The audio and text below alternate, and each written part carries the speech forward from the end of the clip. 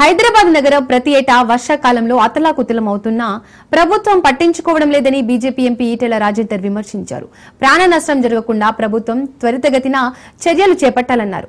నగర శివార్లో ప్రాంతాల్లో త్రాగునీటి డ్రైనేజీ సౌకర్యాలు కల్పించే దమ్ము లేదు కానీ ఫిఫ్త్ సిటీ కడతామని ప్రభుత్వం ప్రగల్భాలు పలుకుతుందన్నారు. ప్రజలకు మొదట కావాల్సింది కూడు గూడు కానీ రేవంత్ రెడ్డికి మాత్రం బంగారమే కావాలంటున్న బీజేపీ ఎంపీ ఈటెలతో మా ప్రతినిధి రాజు ఫేస్ టు ఫేస్. పరిధిలో చోటు చేసుకుంటున్నటువంటి అనేక జల అలాగే మురుగునీటి సమస్యలపైన పూర్తి స్థాయిలో ఆందోళన చేపడతా ఉన్నారు. బీజేపీ కార్పొరేటర్లు పెద్ద ఎత్తున జలమండలి ముందు ఆందోళన చేపడతా ఉన్నారు. వారికి మద్దతుగా మల్కాజ్గిరి ఎంపీ ఈటెల రాజేందర్ కూడా ఈ ధర్నాలో పార్టిసిపేట్ చేసినటువంటి పరిస్థితి ఉంది. వారితోనే మాట్లాడేటటువంటి ప్రయత్నం చేద్దాం. ఎటువంటి సమస్యలు ఉన్నాయి, దాని మీద ఏం డిమాండ్ చేస్తా ఉన్నారు ఏంటని. ట్యాక్సులు మాత్రం లక్షల్లో వసూలు చేస్తారు. ఒక మామూలు మధ్యతరగతి వ్యక్తి ఇల్లు కట్టుకోవాలంటే లక్షల రూపాయలు పనులు వేస్తారు. వాళ్ళకు తాగే నీళ్ళ సౌకర్యం కల్పించరు, వాళ్లకు కరెంటు కనెక్షన్ సరిగా ఇవ్వరు, మురుగునీటి సమస్య సరిగా ఉండదు, వాళ్ళకు వీధి దీపాలు ఉండవు. నగరంలో ఉన్నటువంటి వర్షాకాలం వస్తుంది, ఇప్పటి వరకు మురికి కాలువలలో కానీ పైపులలో కానీ పుడిక తీయలేదు.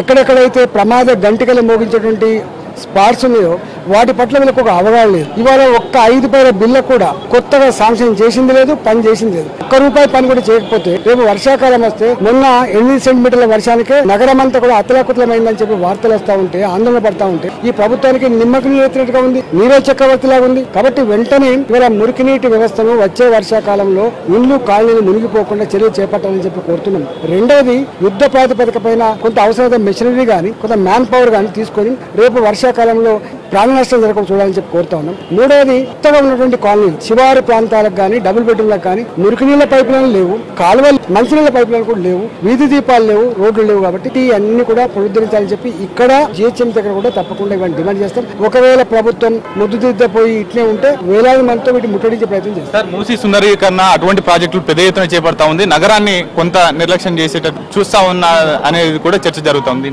మూసీ రూపాయి లేదు, ఏమంటారు చూసినావా, సామెతలు చెప్తే ఆయన కోపం అవుతుంది కానీ ఇక్కడ సౌకర్యం కల్పించే దమ్ములే కానీ 4th సిటీ 5th సిటీ అని చెప్పి చెప్తున్నారు, మూసీ ప్రక్షాళన అని చెప్తున్నారు. మనిషికి మొట్టమొదటి బట్టలు కావాలి, తర్వాత బంగారం కావాలి. కానీ రేవంత్ రెడ్డి గారు బంగారం గురించి ఆలోచిస్తాడు, బట్టల గురించి ఆలోచిస్తాడు.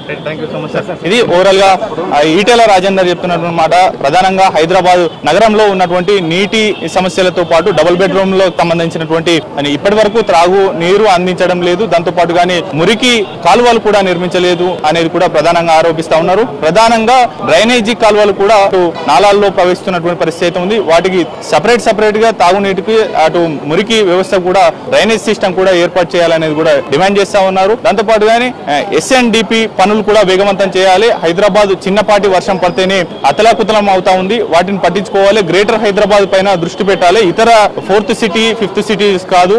ప్రధానంగా ఉన్నటువంటి నగరాన్ని శుద్ధి చేసుకోవాలి. వాటికి సంబంధించిన నగర ప్రజలకు కావాల్సినటువంటి అనేక సమస్యలను పరిష్కరించాలి, వాటిని వెంటనే కూడా పరిష్కార మార్గాలు కనుగొనాలి అనేది కూడా ఎంపీ ఈటెల రాజేందర్ చేస్తున్నటువంటి డిమాండ్ గా కనిపిస్తుంది. రాబోయే రోజుల్లో ప్రభుత్వం గనక స్పందించకపోతే గ్రేటర్ హైదరాబాద్ పరిధిలో ఉన్నటువంటి జనాల అవస్థలు తీర్చకపోతే గనక వేలాది మందితో కలిసి జలమండలి ముట్టడిస్తామనేది కూడా వారు హెచ్చరిస్తున్నటువంటి పరిస్థితి అయితే ఉంది. కెమెరా పర్సన్ వరుణ్ తో రాజ్ న్యూస్, హైదరాబాద్.